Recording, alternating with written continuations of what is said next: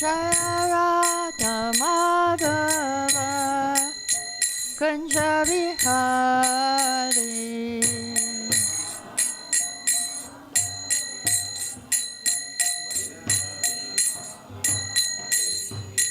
Gopi Chabalava Girivaradari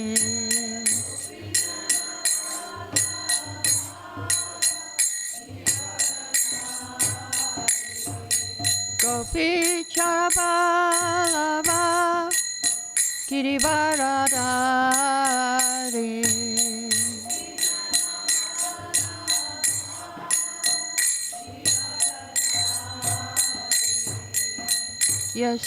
Yasodanandana Bhajanaranjana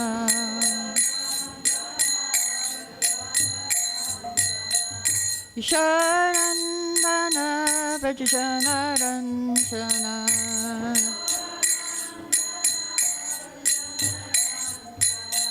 Chamanatira Panachari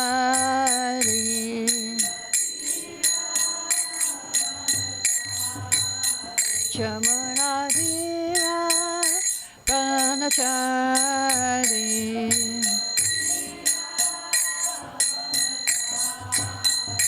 Jai Radha Madhava Kunja Vihari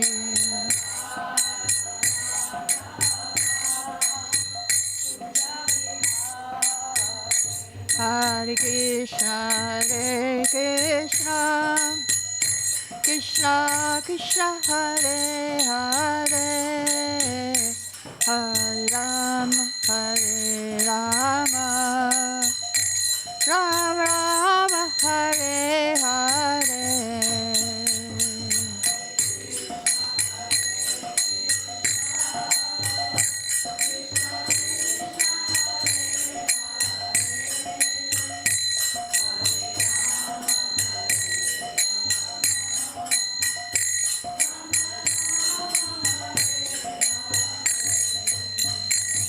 Hare Krishna, Krishna Krishna, Hare Hare, Hare Rama, Hare Rama, Rama Rama, Hare Hare.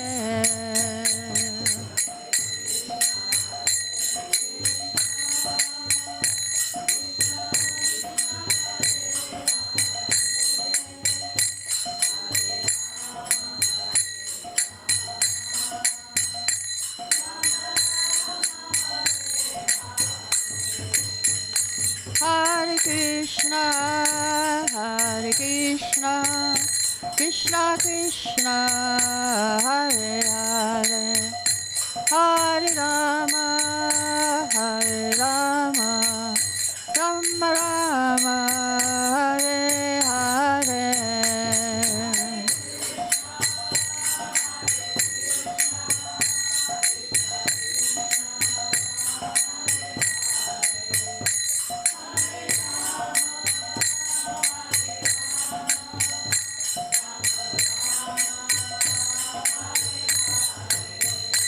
Hare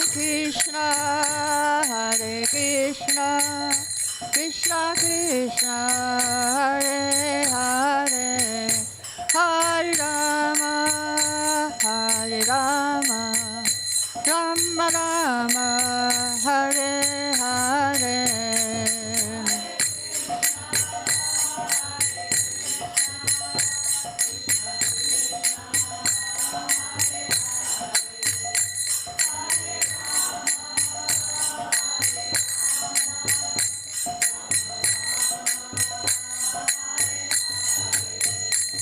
Jaya Prabhupada, Jaya Prabhupada, Jaya Prabhupada, Jaya Prabhupada.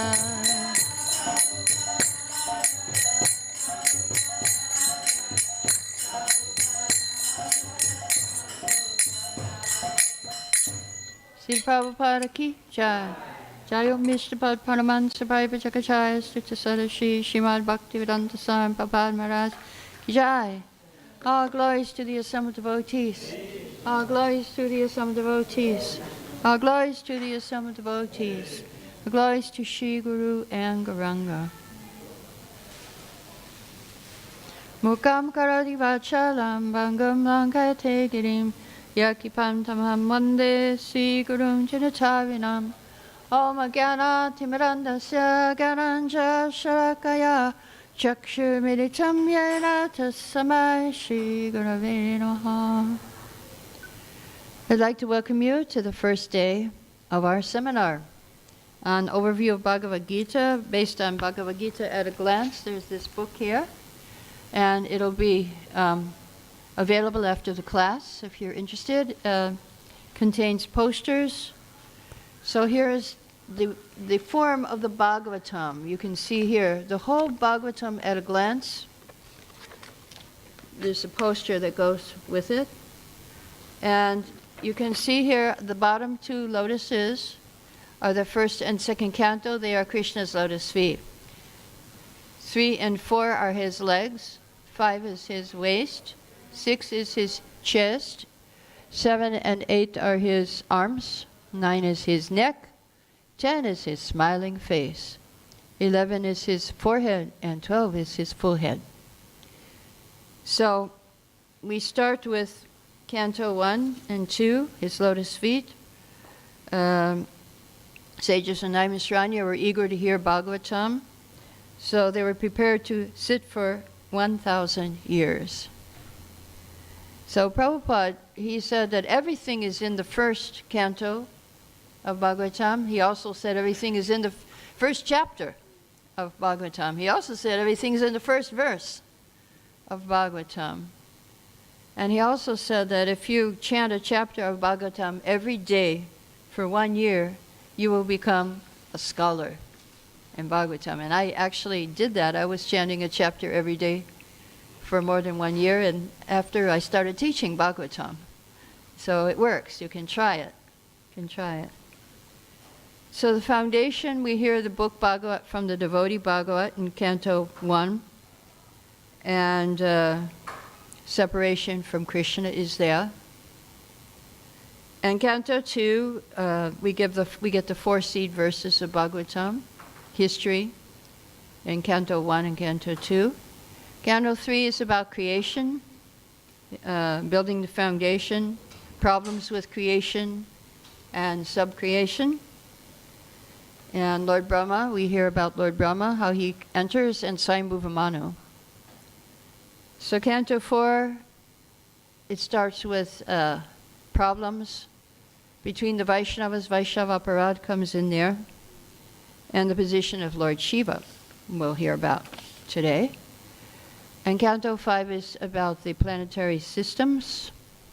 And also devotees are starting to fall down, even in Canto 4. Canto 5 and 6, devotees fall down, but Krishna saves them. Bharat Maharaj, Ajamila, by chanting the holy name. Canto 7, Nishingadev will appear with Prahlad Maharaj. Canto 8, the churning of the ocean of milk will be up in the heavenly planets tomorrow with Canto 8. And Canto 9, the 2 dynasties, the sun and the moon dynasty. Canto 10, all the pastimes of Krishna, the beautiful pastimes. Canto 11, Uddhava Gita. And Canto 12 will be Annihilation. So let's start with Canto 1. There are 3 sections here in Canto 1. The first section is Narada and Vyasa. And the second section, Krishna in Hastinapur and Dwaraka. The third section, Parikshit is born. The Pandavas renounce. And the fourth section is about Parikshit Maharaj. So I'm going to be giving you some lessons. Actually, every verse has a lesson, but I'm just going to give you a few lessons for each chapter, each canto. We're doing cantos now. And each of these petals is a chapter of the canto. So then at the end of the canto, I'm going to ask you to tell me what some of the lessons are that I told you. See how much you can remember. lessons from each canto. So try to listen attentively to the lessons you're going to hear. So the first part, Canto 1, the first 3 chapters show us to how to be receptive hearers and qualified speakers. Right in the second verse, it is explained the qualification to hear. Now this is the first lesson we learn in the first canto. What is the qualification to hear Srimad Bhagavatam? That we must be non-envious, attentive and submissive. If we are attentive and submissive, we will capture Krishna in our hearts. Krishna is coming on the pages of Srimad Bhagavatam. So we must hear attentively and submissively. First lesson. And we must hear the book Bhagavat from the devotee Bhagavat. That is the lesson we hear in chapter 2. Chapter 1 was that lesson. Chapter 2 is Nityam Bhagavata Sevaya, always serve Bhagavatam. Bhagavat comes in 2 forms, the devotee and the book. And the third chapter gives us another lesson.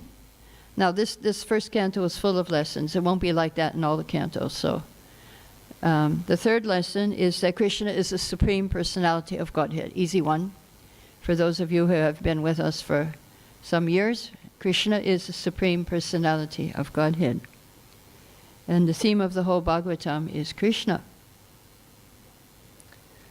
Now, in chapter 4, we see Vyasadeva is not happy. I'll read chapter 4. In the beginning of Kali Yuga, Vyasadeva foresaw the world's dark future. Thus he recorded the Vedas and Upanishads. Then he himself wrote Mahabharata and Vedanta Sutra.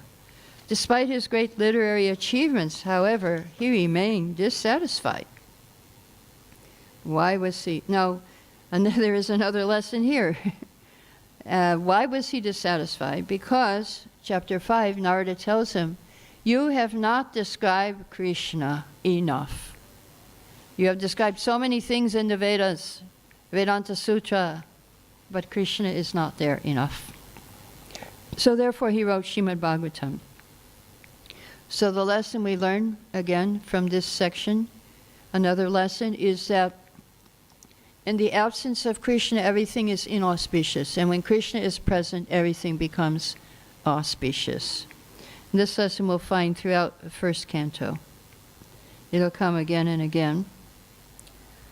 Now, in the second section here, Krishna Hastinapur and Dwarka, we see how Krishna is entering Bhagavatam here in chapter 7. He's driving Arjuna's chariot. So this is a connection between Gita and Bhagavatam.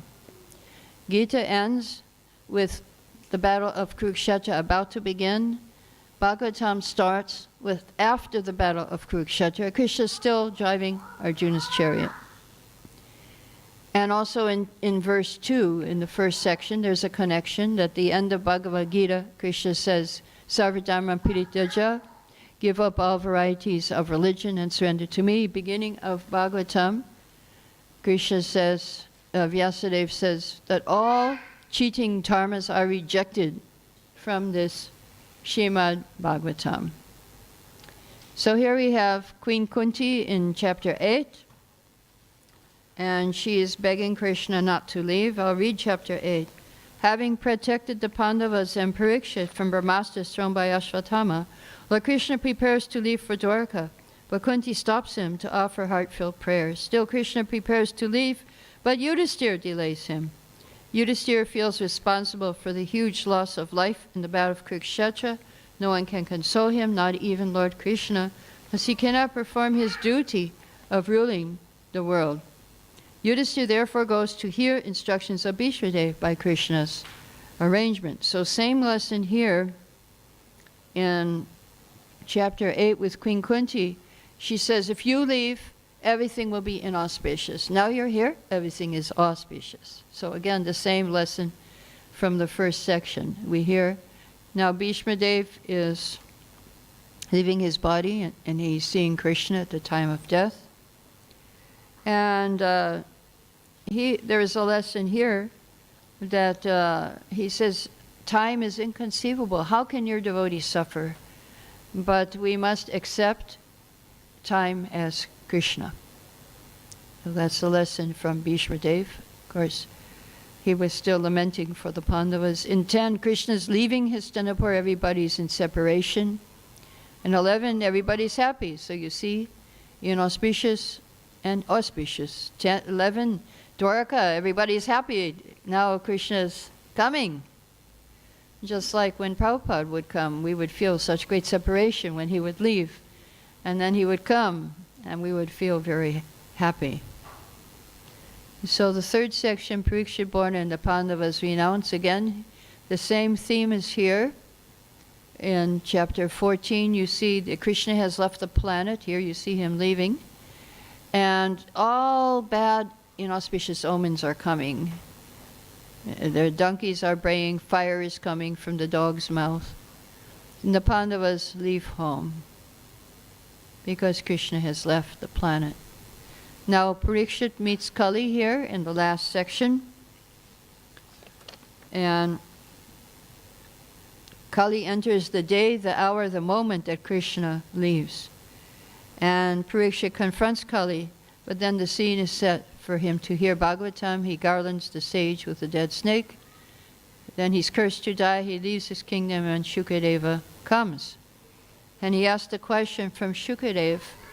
Please let me know what a man should hear, chant, remember, and worship, and what he should not do, especially a man who is about to die. Okay, so we have heard some lessons from Canto 1. Can anybody remember a lesson that you have learned? Raise your hand. Yes. We need to become qualified to hear.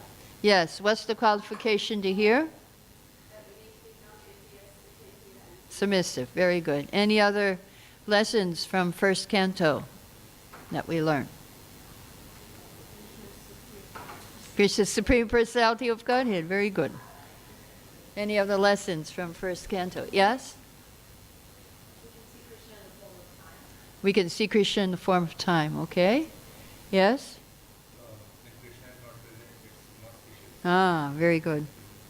When Krishna is present, it is auspicious, and when Krishna is not present, it's very inauspicious. Any other lessons? Yes. we need to hear the Bhagavatam from the present Bhagavatam. Okay, very good. I think you got all the lessons. There was one that was repeated. So we're moving on to Canto 2. Three sections: yoga process, universal form, and creation. So here in the first section, we've got 3 yoga process: Brahman, Paramatma, and Bhagavan. Chapter 1, 2, and 3. Chapter 1, this is universal form, all the layers and all the planets.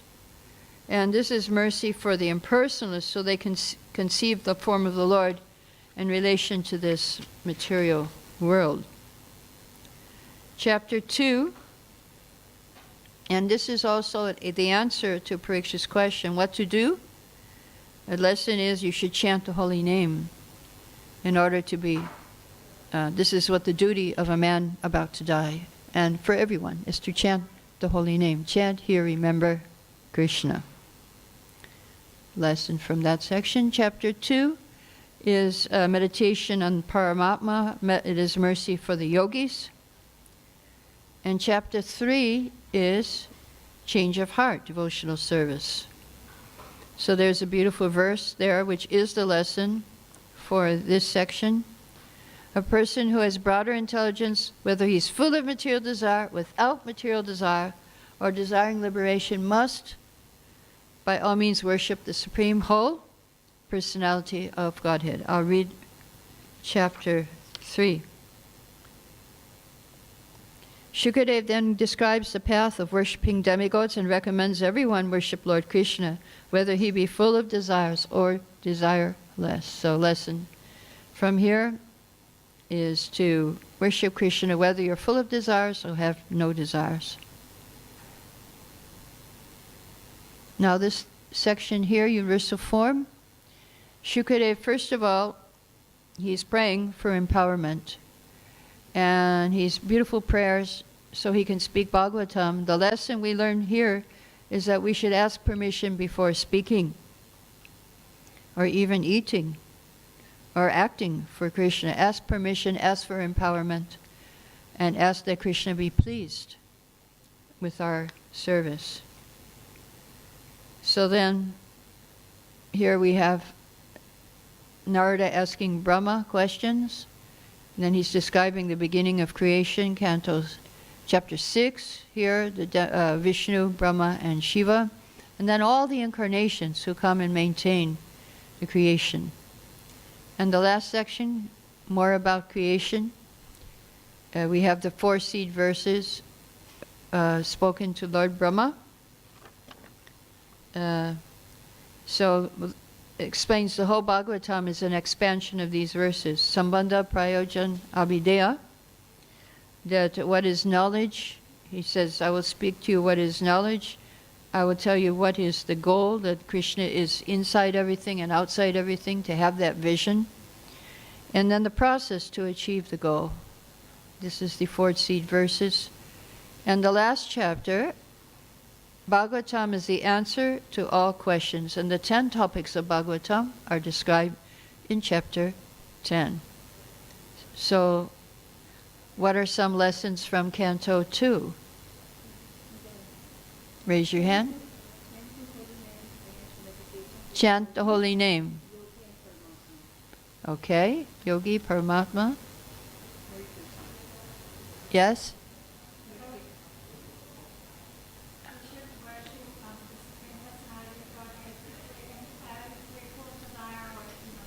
Yeah, full of desires, desireless, or want liberation. Good. Yes? Oh, Chaturshloki is there. Okay. And what was the last lesson? Does anybody remember from chapter 10? It's the title of the chapter. Yes? Yes. Bhagavatam answers all questions. It's the answer. So now the next one is this extra picture, which is the 10 topics. It's an extra picture here. First is Sarga, creation. Second is Visarga, subcreation of Brahma. Then third is Sthana, maintenance of the planetary systems. 4 is Poshana, protection for devotees. Uti, 5, the creative impetus of karma. And 6, Manmantaras. 7, Ishanukata. 8, Nirodha, annihilation. And 9, Mukti, liberation. And the support of all of them is Krishna, Ashraya, Sumambonam. So these are the 10 topics of Srimad Bhagavatam. So Canto 3, Part 1. Now we've got to have 2 parts because it's such a big canto. Krishna Lila first, then creation second section, and third Varaha, Rupa, is the third section. So Krishna Lila, Vidura here in chapter 1, he's kicked out from the palace, and then he meets Uddhava. Uddhava is describing the pastimes of Krishna in Vrindavan. Krishna is appearing again in Canto 3, but he will quickly disappear after this first section. And this is a famous verse about Putana, and how wonderful is Krishna that he accepted Putana as his mother, although she came to kill him. And so all the Braja pastimes, not all, but the main Braja pastimes are here. Then in the 3rd chapter, it's Dwarka pastimes. Here Krishna is rescuing Rukmini. Chapter 4, now Krishna is about to leave. I will read chapter 4. After Krishna leaves Dwarka, Uddhava follows him.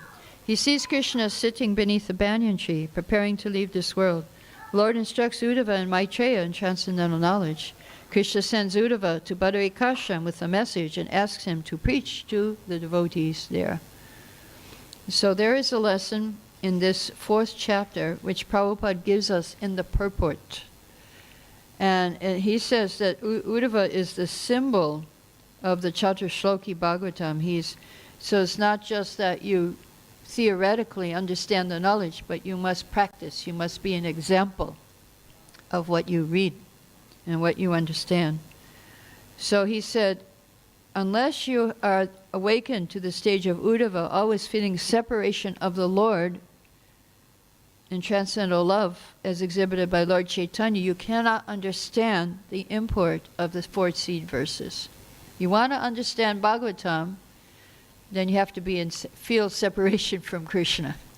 In other words, that's the lesson from this section here. So the second section, creation. In chapter 5, it's described the beginning of creation, how the Lord was alone, and then he saw that Maya was sleeping, and he wanted to wake her up to enjoy like his internal potency. So he glanced at Maya, and not only she woke up, but we woke up because we were sleeping with her. We were also asleep before creation. So he glanced at Maya out of compassion. So lesson number 1, purpose of creation is compassion of the Lord. That was the purpose, to awaken us and make us wake up and enjoy with him, go back to Godhead and enjoy with him. So there's 6, the creation of Brahma, chapter 6. More questions, chapter 7. Chapter 8, Brahma is waking up in the morning, and he's depressed because of all the water surrounding him, and he's anxious because he wants to do his service of creation, but he's forgot how to do it. So Krishna, he prays in chapter 9 for empowerment to create the universe. And he's praying to Vishnu. He gets the darshan after his long meditation on the Gayatri mantra. He gets the darshan of Vishnu, his source, of his birth. And he prays. And one very significant prayer, which is a lesson for us, what he prays for is protection from fall down. Now, what kind of fall down? 2 kinds of fall down he's worried about. Fall down due to pride, because he's the creator, after all. Something to be proud about. Creator of the universe. That's something to be proud about. And the second worry he had was fall down due to deviation. You know, you have some knowledge, but then you get deviated from it. So these were his 2 worries, and he prays, and Prabhupada said we should always pray for protection from fall down as well. So now Brahma starts creating the planets. There's time in chapter 11. Chapter 12, the birth of Lord Shiva. Because his first sons, 4 Kumaras, he asked them, okay, have children. And they said, no. No children. We're going to be brahmacharis. So Brahma got angry, and out came Shiva. And he said, okay, have children. And Shiva had lots of children, but they started to destroy everything. So, okay, stop. Not time yet for destruction. You just go meditate, be peaceful. So, problems in creation. It wasn't a smooth creation at all. So right in the beginning he had trouble. And then the last section, again problem, because the earth fell down into the water of the causal ocean. And Brahma was meditating, and out came Varaha from his nostril. And why he came, he had to fight with Hiranyaksha and Hiranyakashipu. Well, Hiranyaksha only. Hiranyakashipu came later with the Shingadev. He had to fight with the brother of Hiranyakashipu, Hiranyaksha, who was born from Diti and Kashyap. And their previous birth, they were Jaya and Vijaya in the spiritual world, cursed by the 4 Kumaras. And here is Hiranyaksha trying to fight with Varuna. Varuna says, I'm too old, you'll find somebody your match, don't worry. And here in chapter 18, I will read what happened. Before fighting with Hiranyaksha, Lord Varaha rescued the earth from the depths of the ocean. So here we see Varaha carrying the earth. And 19, he fights and kills Hiranyaksha. So what lessons did we learn from this third canto, part 1? Yes? Krishna's compassion or listeners? Yeah, purpose of creation is compassion. Yes? Amrit? Yeah, feel separation from Krishna, then you understand. Yes?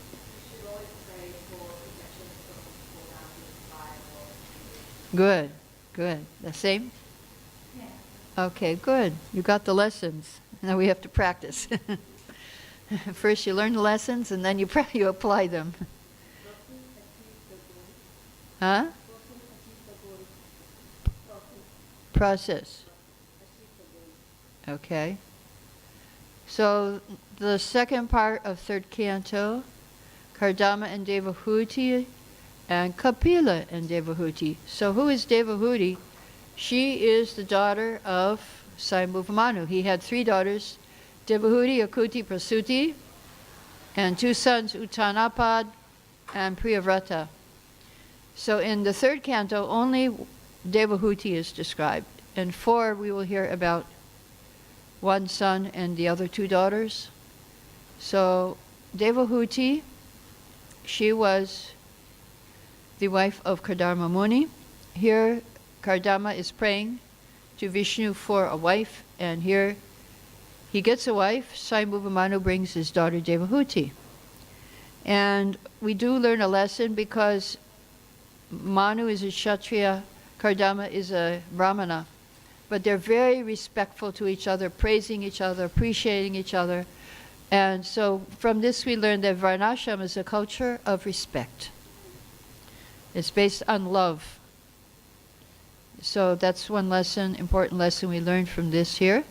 In 23, he makes a beautiful, beautiful flying city for her to travel the whole universe and enjoy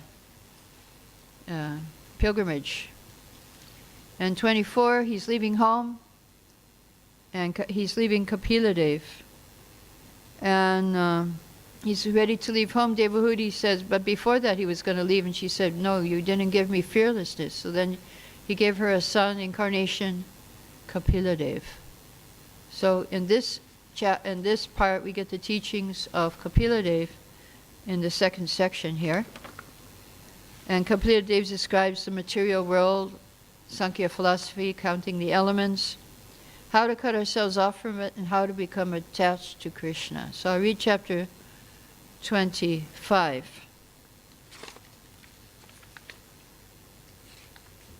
When Devahuti requests Kapila to deliver her from her great fear of material existence, Kapila explains Sankhya Yoga, which begins by transferring one's attachments from matter to association of pure devotees. One can quickly advance on the path from Shraddha to Prema by attentively hearing and discussing the Lord's activities, devoutly thinking of the Lord's names, His charming form, and His qualities and pastimes. One achieves his association in this life. So this is chapter 25, becoming attracted to Krishna, especially in the form of the deity. 26, again, creation in a more detailed form. 27, devotional service. 28, the meditation of the yogis. I'll read chapter 28. In the Ashtanga Yoga process, the yogi meditates on the form of the Lord in his heart, beginning with the Lord's lotus feet. Lord Vishnu's feet shatter the mountain of sin within the heart. So that's chapter 28. 29 is devotional service, pure devotional service.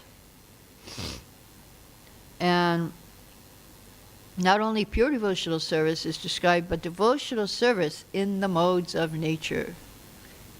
Goodness, and we'll hear more about that in Canto 4.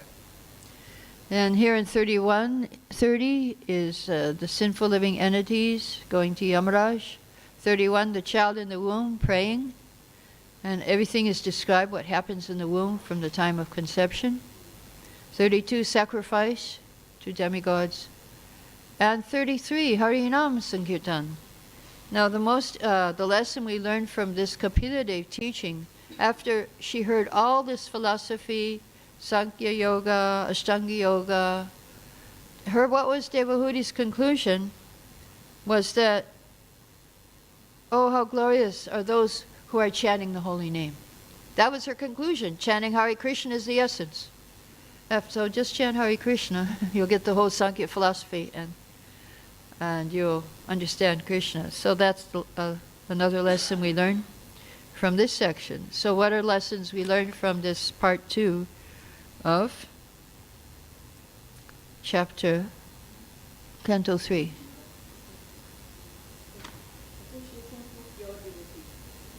Yes?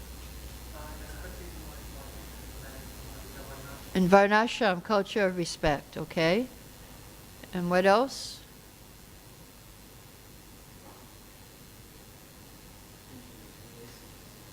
Yeah, what's the essence? Chanting Hare Krishna. The essence of Sankhya philosophy. Okay, good. We'll go to Canto 4, Part 1. It's also a big one. So we get, the first part is Daksha's sacrifice, the second is Dhruva.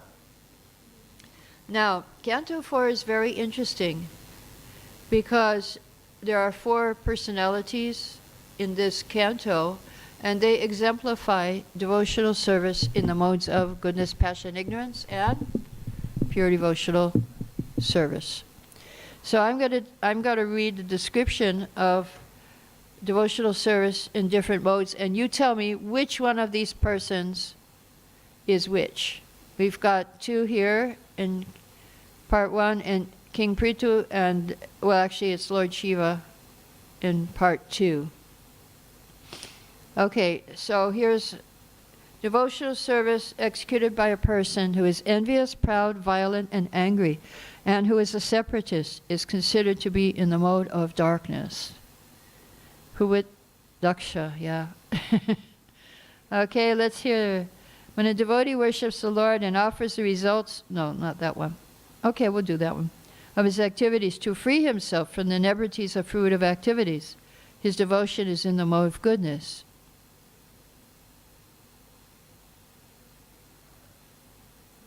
Prithu Maharaj. He's showing, he will explain how to do your occupation and offering the results of your activities just for purification. Okay. The worship of deities in the temple by a separatist with a motive for material enjoyment, fame, and opulence is devotion in the mode of passion. And deity can also mean any form of the Lord. Who is that? Huh? Can't hear you. Dhruva Maharaj. He wants a kingdom. He wants a kingdom. He's devotional service in the mode of passion. Okay, last one. Unadulterated devotional service is exhibited when one's mind is at once attracted to hearing transcendental name and qualities of the Lord, just as the water of the Ganga flows naturally down towards the ocean. Such devotional ecstasy, uninterrupted by any material condition, flows towards the Supreme Lord.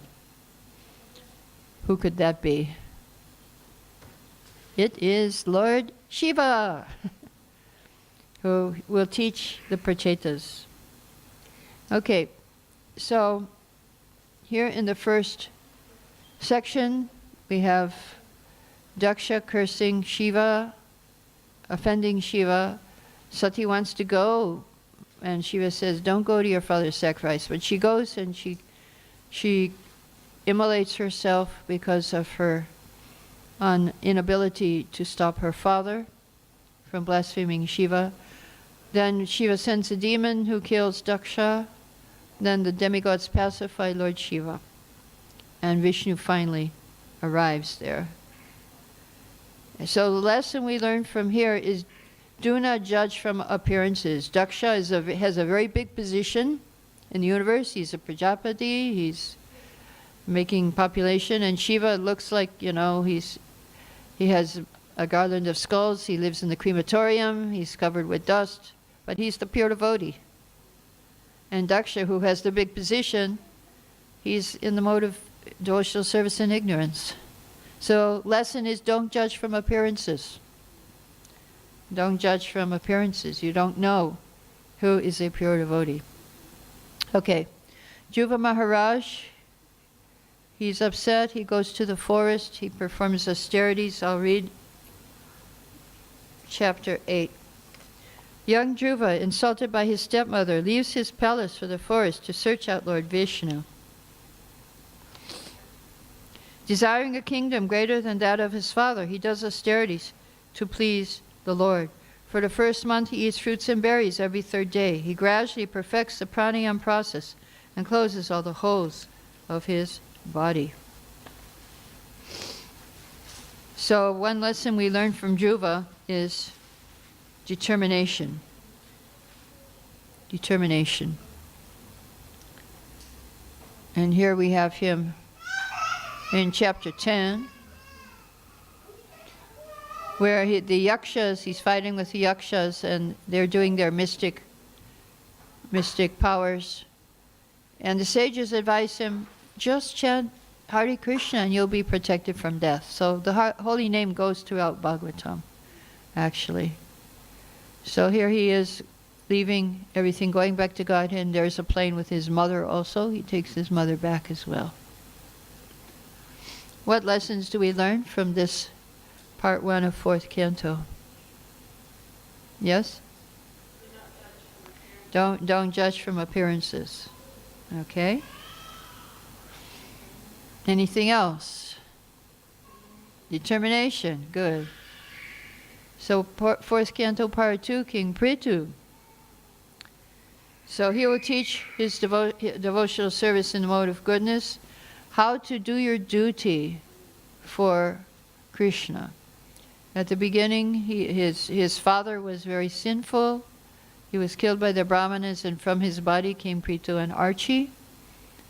And he's angry with the earth, who takes the form of a cow, then he milks the earth. Indra, he performs, King Prithu performs horse sacrifice. Indra steals the horse. But then Indra and Prithu embrace. Krishna says just do, not Krishna, but anyway, he's advised to just do 99 instead of 100, so Indra will stop his nonsense. 21, he's instructing the citizens to perform their varnashram duties out of love for me. If you love me, then you will care what happens to me. So varnashram, again, it's a culture of respect, of love. And the lesson we learn from here is whatever propensity we have, we can use in devotional service for Krishna. And that varnashram is not forced, it's based on love. So then he worships the 4 Kumaras, and he also goes back to Godhead. Now the Prachetas, these are the sons King Prachanabarhi. In chapter 24, they're being instructed by Lord Shiva. He's teaching pure devotional service, beautiful prayers to Krishna. But what is his prayer? He says, I just want to associate with your pure devotees. So I'll read chapter 30.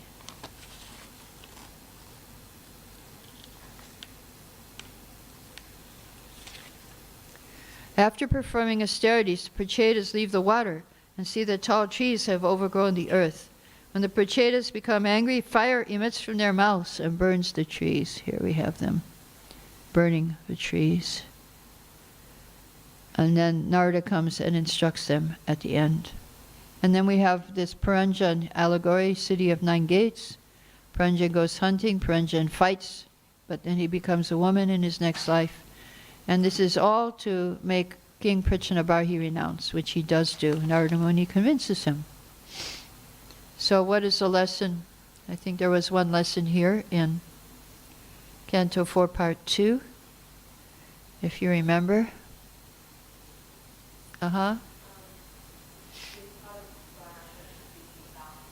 Yeah, it's based on love. Okay. And there was another lesson connected to that. Yes? Whatever propensity we have. Yeah. We can engage our propensities in Krishna service. Canto 5, Part 1, Lord Rishabdev and Maharaj Bharat. So,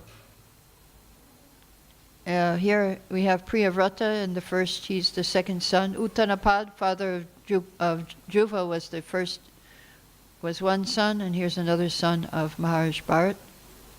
And then we have the appearance of Lord Rishabhadev in chapter 4, Incarnation. Here he's instructing his 100 sons in chapter 5. So the lesson, we do learn a lesson. His first prayer, his first instruction is, don't waste your time in eating and sleeping just like the hogs and dogs. But use your time for divine austerity and devotional service, and you will taste Brahma Sokyam, eternal happiness. Don't waste your time trying to elevate yourself in this material world. Do austerities for Krishna. So then Rishabhadev, he leaves home and he follows a practice of Jata Yoga, which we're not encouraged to do. But we can learn a lesson from his life of that you have to tolerate. So section 2, Maharaj Bharat. He worships the sun god, but unfortunately he falls down. Here he gets attached to a deer. I'll read what happened here. Bharat shows compassion to a helpless deer calf. He becomes attached to this animal and distracted from spiritual practices. Sheltering the deer, he becomes bound to it with affection. Thus, at the time of death, he thinks of the deer and becomes a deer in his next life. So he had to take he had 3 births. The 3rd birth, he was Jata Bharat. They wanted to sacrifice him to Kali, but Kali got angry and sacrificed those dacoits instead. Here he's carrying the palanquin of King Paranjan. Oh, we should learn actually a lesson from Bharat. Why did he fall down? Due to lack of good association. He had bad association of the deer. And he was all alone there. There was no guru, no devotees there. So we should always strive for a good association of devotees. If you're alone, you will fall down. You can't do it alone. So then here he's instructing King Rahugana. And I'll read chapter 14. Here's the analogy of the forest of material enjoyment, and chapter 14 is the explanation. I'll read chapter 14.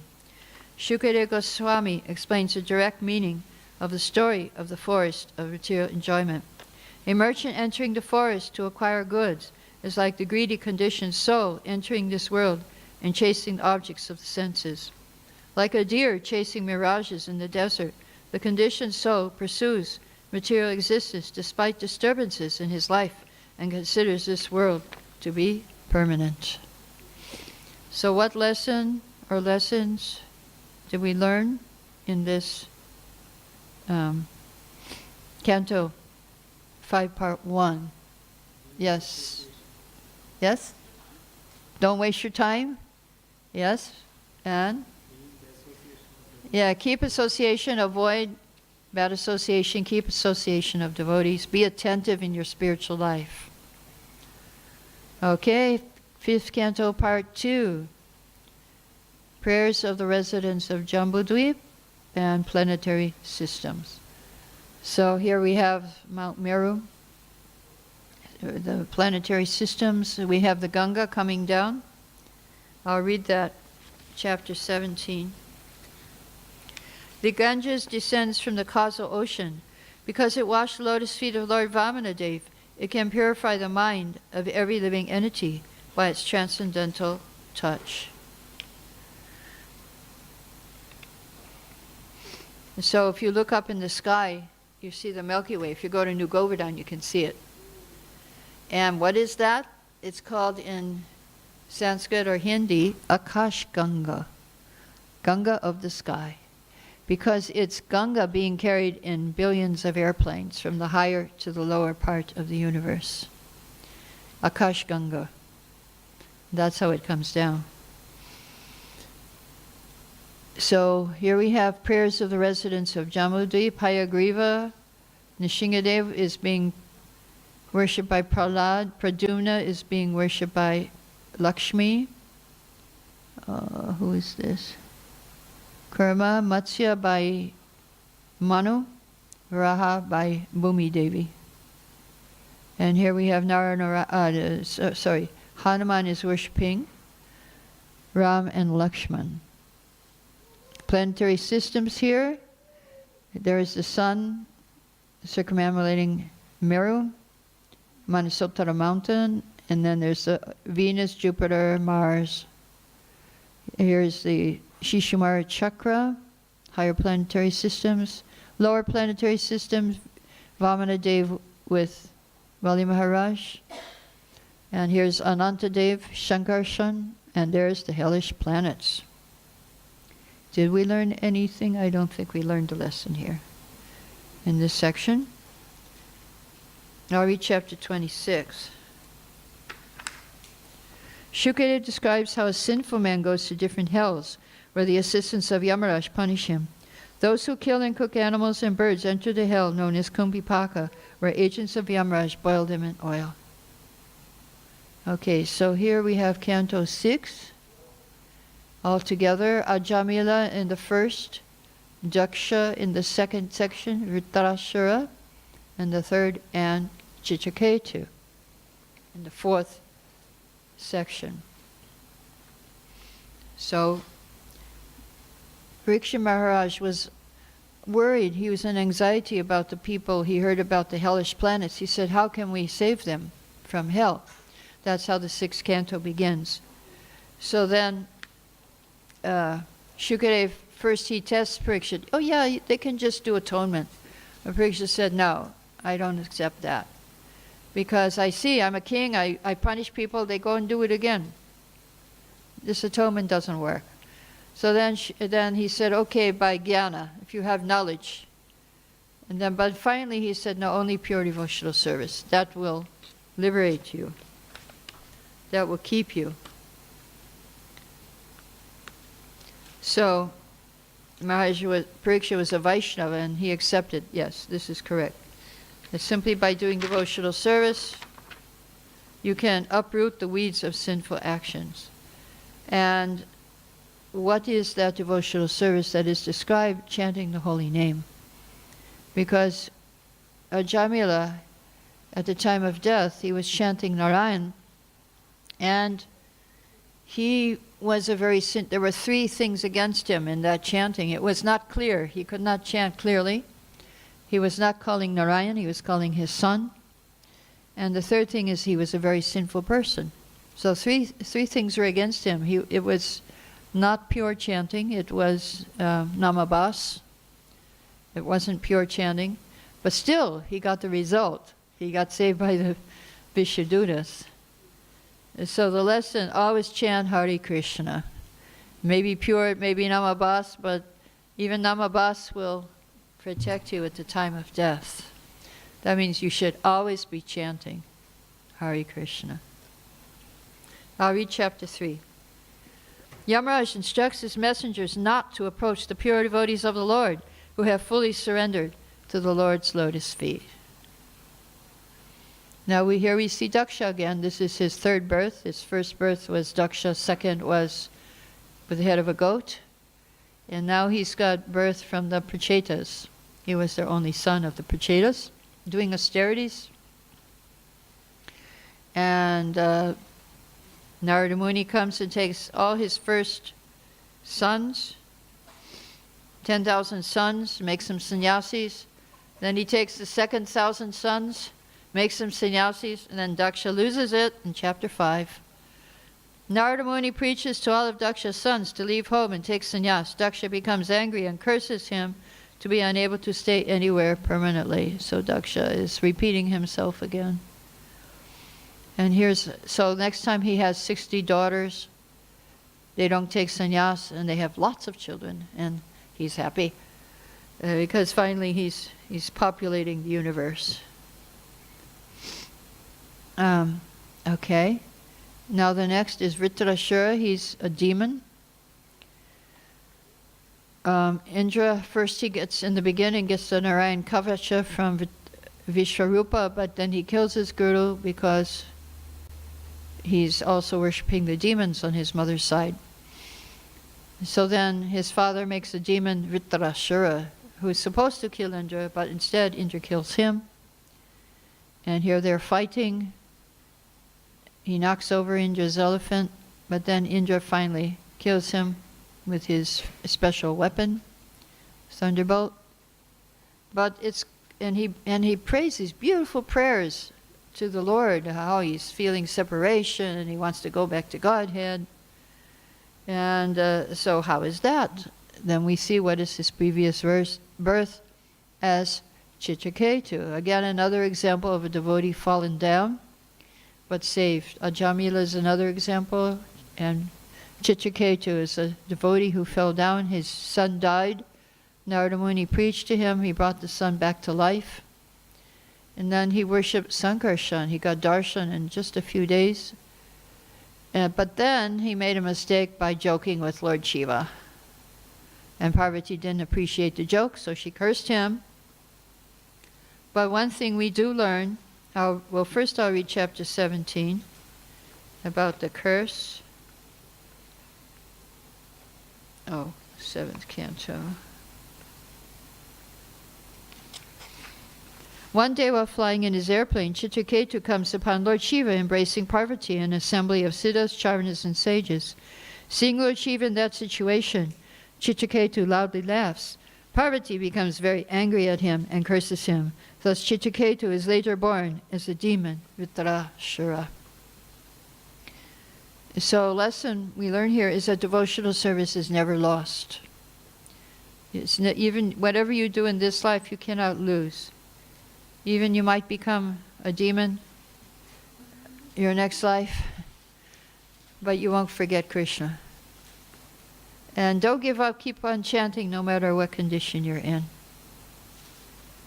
So we have some lessons from 6th canto. What are those lessons?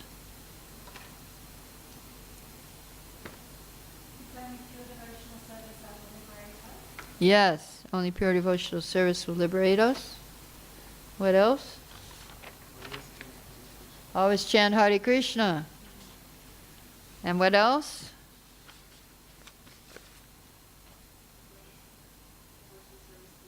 Devotional service is never lost. Okay? So you have any questions?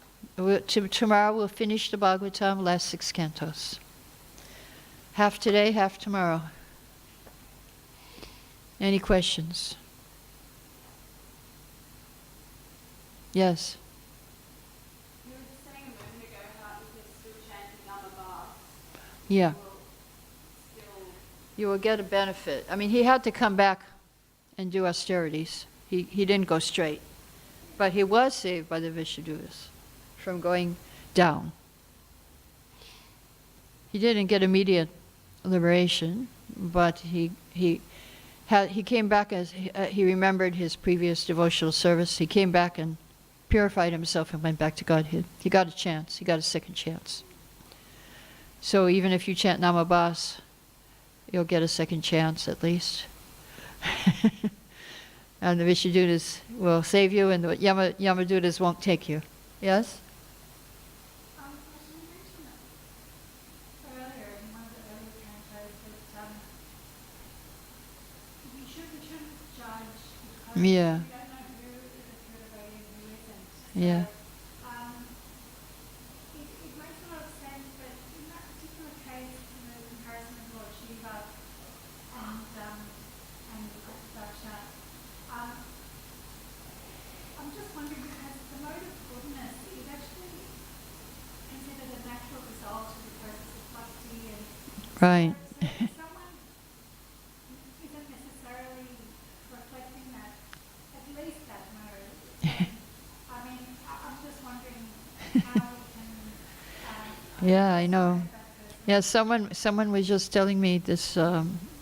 We were discussing this in New Govardhan with my god sister, and she was giving an example of somebody like that in one of our god brothers, who was translating he translated 250 books, but he was very very unclean. Like his living, he would just have bottles and plates and everything stacked up. So how to understand that? That he's transcendental should exhibit. I mean, Prabhupada encouraged us to exhibit the mode of goodness. We should not, the lesson is don't imitate. Like the great controllers like Lord Shiva. That we will learn again in 10th canto, that we cannot imitate the great personalities, but we should follow their instructions. So Prabhupada has instructed us to, devotee lives in the mode of goodness. He has instructed us, he's tried to raise us up to human life, which is take bath in the morning. And So it's like, for example, if someone comes to Krishna consciousness, through the mercy of the devotees, and right, they're, for example, in the mode of ignorance, but they take very sincerely to the process of bhakti. right, But there's still a transition period, right. It takes time. So, yeah, It takes time. I guess, I guess it's a process. Yeah, so we can't say, oh, you're not qualified. I mean, Lord Chaitanya and Nityananda came and they didn't see who's qualified and who's not qualified. They just gave. Krishna, he makes distinctions. He makes distinction who's qualified, who's not qualified. But Lord Chaitanya and Nityananda, they didn't make distinctions. Who is qualified to receive pure devotional service? And Prabhupada also. And he was criticized by the caste Brahmins. He was criticized by the people in the West. Why have you come here? To teach you what you have forgotten, and that is God. So, yeah, Prabhupada did not discriminate. When India was criticizing, oh, you should see everything equally, this, that, and Prabhupada said, yes, I'm seeing East and West equally. That's why I'm spreading this Krishna consciousness, because I'm seeing the Westerners equal to the Indians. Krishna didn't say, I'm the father of the Indians. He said, I'm the father of all living entities. And he didn't say, I'm just the father of the human beings. He said, I'm the father of all species, the plants, the animals. So it's not only, and Prabhupada was preaching to the bugs, He was preaching to the bugs. So sometimes people in India would criticize, sometimes people in the West would criticize Prabhupada. The Christian priests and the reporters especially. So, but Prabhupada, he was seeing equally everyone, everywhere. He says it's not East or West, it's Krishna is for everyone, just like the sun is for everyone. Krishna is for everyone. Yeah. Okay, any other questions? Yes.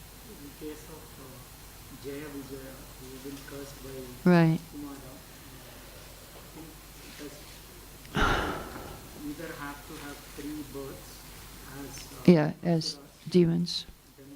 or they need to have 7 births as devotees. devotees. So what could be the underlying? Well, yeah. Devotee, usually Lord would be more reciprocated. Well, externally it looks like, why should they choose to be demons? Well, the external reason is that they wanted to go back quicker to the spiritual world. So 3 births is a lot less than 7 births. But the real reason is they wanted to please the Lord.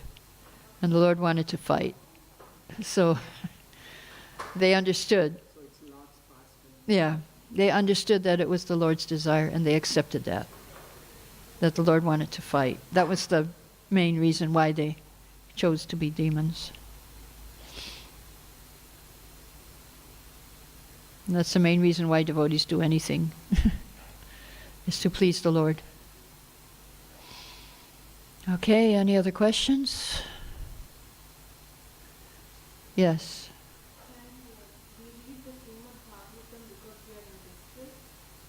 Can we? Yeah, oh yeah, yeah. It's for everything. It's for, Bhagavatam is the answer to all questions. So you ask, you have, if you're in distress, you ask your question, open the Bhagavatam, and see what Bhagavatam says. And Krishna is Bhagavatam. Krishna will speak to you. Any other questions? Jai, all glories to Srila Prabhupada. If anybody wants a book, it's $15. You can come and get from me. Hare Krishna.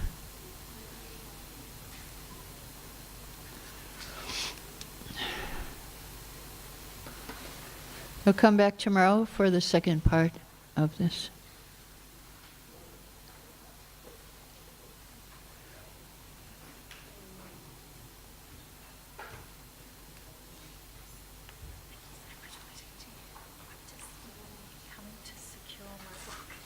Oh, yeah, okay. I actually don't have the